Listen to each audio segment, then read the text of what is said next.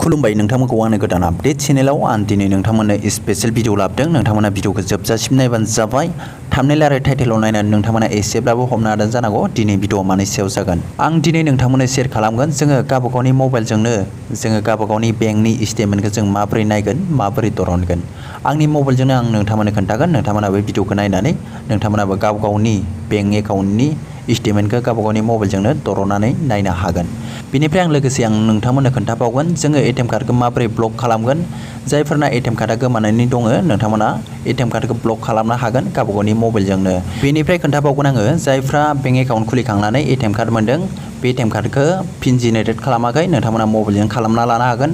आं नोंथांमोननो फारसेनिफ्राय मोजाङै खोन्थागोन। नोंथांमोना भिडिअखौ जोबजासिम नायबानो जाबाय। अब्ला भिडिअखौ बारा गोबाव खालामनांला भिडिअखौ जागायनोसै। नोंथांमोना भिडिअखौ नायलांबानो जाबाय। जों अब्ला बे एप्सखौ लानो थाखाय जोङो प्ले स्ट'राव थांनांगोन। मोजाङै नाय फारसेनिफ्राय नायनानै मोजाङै बानायबानो जाबाय। बिनिफ्राय बेयाव सार्च खालामनांगोन SBI कुइक। अब्ला नै बिनि लग'आ बेफोरबायदि नायबानो जाबाय। बिनि लग'खौ बेखौ नोंसोरो इनस्टल खालामना लाबानो जाबाय। बिनिफ्राय आंना अलरेडि इनस्टल खालामखानाय। बिनिफ्राय आं दा अपेनाव थुनोसै। नोंसोरबो इनस्टल खालामखांनायनि उनाव अपेनाव थुबानो जाबाय। अब्ला बिनि पेजआ बेफोरबायदि गेवगोन। मोजाङै नायबानो जाबाय। फारसेनिफ्राय नाय बानायबानो जाबाय। नायबानो जाबाय। बेयाव आं नोंथांमोननो फार्स्टआव खोन्थाग्रोगोन जोङो बेंक एकाउन्टनि स्टेटमेन्टखौ माबोरै नायो बेखौ खोन्थाग्रोगोन।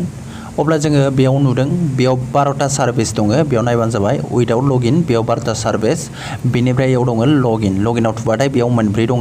अब्ला जोङो उइदाउट लगइनाव थुगोन। बिनिफ्राय जोङो बेंक एकाउन्टनि स्टेटमेन्टखौ नायगोन। बिनिफ्राय बेखौ नायनो थाखाय जोङो एकाउन्ट सार्भिसाव थुनानै होदो। बिनिफ्राय नायबानो जाबाय बेयाव गोबां अपसन ओंखारगोन। बेयाव दङ बेलेन्स इनकुइरि। बे फार्स्टनि बेलेन्स इनकुइरिया जोङो बेयाव कल खालामनानै बेंकनि फैसाखौ नायनो हायो। मेसेज खालामनानैबो नायनो हायो। बिनिफ्राय मिनि स्टेटमेन्ट। बे मिनि स्टेटमेन्टआव जोङो गासैबो स्टेटमेन्टनि डिटेल्सफ्रा फैजोबा बेंक एकाउन्टनिया बेयो बारा थिग नङा।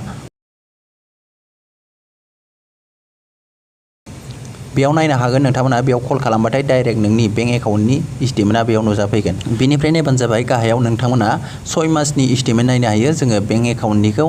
जोङो जायफोरना बेंक एकाउन्ट खुलिनानै दङ नोंथांमोना स्टेटमेन्ट नायनो गोसो नोंथांमोना 6 मासनि स्टेटमेन्ट नायनो हागोन आरो लोगोसे नोंथांमोना बे स्टेटमेन्टखौ दरनना लानो हागोन।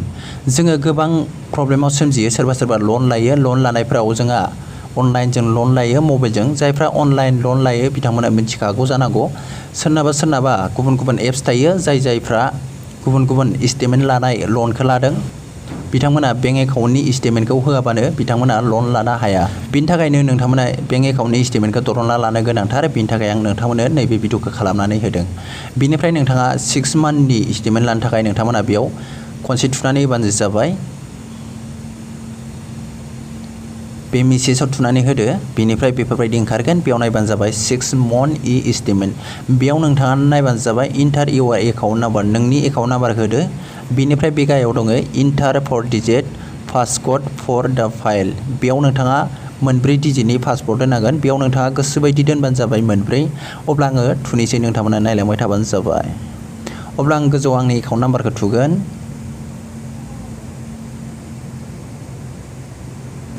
बिनिफ्राय आं गोजौआव एकाउन्ट नाम्बारखौ थुबाय। बिनिफ्राय गाहायाव दङ inter 4 digit password for the file. बेयाव नोंथांमोना मोनब्रै डिजिटनि पासवर्ड दोनबानो जाबाय। अब्ला आं दोनसै। बिनिफ्राय नायबानो जाबाय आं मोनब्रै दोनबाय बेयाव। बिनिफ्राय बेयाव दङ साबमिटआव खनसे थुनानै होदो। अब्ला डाइरेक्ट मेसेजाव लांगोन बियो नायबानो जाबाय। आं सिगां खनसे नायखांखाबायमोन भिडिअखौनो बानायदोंमोन आङो। बिनिफ्राय आङो बेयाव भिडिअ बानायनाया मिस्टेक जाबाय। बिनिफ्राय आङो बेयाव खनसे SMS दंना बेयाव आं खनसे थुनानै होनोसै। अब्ला बेयो SMS थांबाय। बिनिफ्राय बे गोजौआव नुदों SMS फैबाय नायबानो जाबाय। बेयाव नोंथांमोना बेयाव खनसे थुनानै होदो SMSआव। बेयाव नायबानो जाबाय बे गोजौनिया मिनि स्टेटमेन्ट। आं बेखौ दा खोन्थागोन। नैबे मिनि स्टेटमेन्टआव बेयाव गासैबो डिटेल्सआनो ओंखारजोबदों। बिनिफ्राय आं दानि सेकेन्डआव खालामनाय 6 मान्थनि स्टेटमेन्ट नायनाया नैबे गाहायनिया। बेयाव दङ नायबानो जाबाय हम branch to update your email ID. बेखौ नोंथाङा ब्रान्चआव थांनानै इमेल आइडिखौबो आपडेट खालामहैनांगोन। नोंथाङा बेंक ब्रान्चआव थांनानै खालामहैबानो जाबाय। जोंनो स्टेटमेन्ट दरननांगौआ जोबोद गोनांथार। जोङो लन लाबाबो जोंनो स्टेटमेन्ट होनो गोनां जायो लनफ्राव। बिनि थाखायनो जोङो स्टेटमेन्टखौ दरनना लानाया जोबोद गोनां। नायनो हानाया जोबोद मोजां। बेयाव नायबानो जाबाय नैबे गोजौनिया स्टेटमेन्टआ ओंखारदों। बे गोजौनिया माबोरै ओंखारदों होनबा बेयाव गासैबो फुल डिटेल्सफ्रा ओंखाराखै। बेयाव ससेल'सो ओंखारदों। आरो गोबां दंबावोमोन बिनिफ्राय नायबानो जाबाय बे मिनि स्टेटमेन्टनि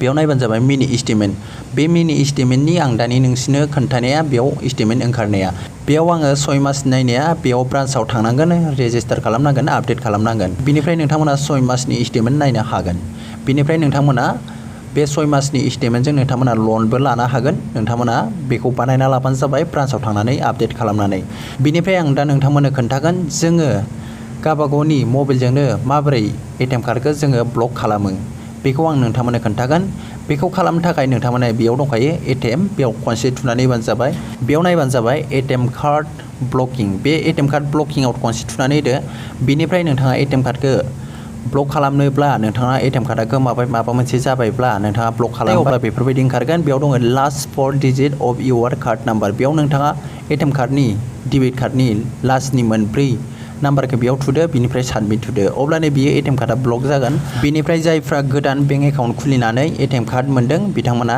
एटिएम कार्डखौ पिन जेनेरेट खालामाखै जोङो पिन जेनेरेट खालामबासो जोङो एटिएम मेसिननिफ्राय फैसाखौ दिहुननो हायो एटिएम कार्डखौ जोङो पिन दोननांगौ बेनिखायनो नोंथांमोना बे पिनखौ दोननो थाखाय गावबागावनि मबाइलजोंनो हागोन भिडिअखौल' नायबाय थाबानो जाबाय अब्ला बेखौ दोननो थाखाय बेयाव दंखायो जेनेरेट क्रिएट पिन बेयाव खनसे थुनानै होदो नायबानो जाबाय बेयाव बेफोरबायदि गेवगोन बेयाव होनो खोन्थादों last 4 digit of your debit card बेयाव नोंथांनि डेबिट कार्ड नाम्बारखौ होनांगोन लास्टनि मोनब्रैखौ बिनिफ्राय बे गाहायाव दङ last 4 digit of account number बेयाव नोंथांनि एकाउन्ट नाम्बार 11टा थायोना एकाउन्ट नाम्बारा बे 11टानि लास्टनिखौ नोंथाङा मोनब्रैखौ बेयाव होनांगोन बिनिफ्राय साबमिट थुनांगोन साबमिट थुखांनायनि उनाव नोंथांनाव SMS फैगोन बे SMSआव नोंथांनाव 1 2 3 बेफोरबायदिनो 8 9 बेफोरबायदि बारस'बारला नाम्बार फैगोन बेयो आखरनि नाम्बार फैगोन बेफोरबायदि 1 2 बेफोरबायदि फैनाय नङा बेयो डाइरेक्ट लिरनाय स्पेलिंनिसो फैगोन बेखौ लानानै नोंथाङा एटिएम मेसिनाव थांनांगोन बिनिफ्राय नोंथाङा एटिएम मेसिनाव नोंथाङा रेजिस्टार खालामनानै पिनखौ दोनबानो जाबाय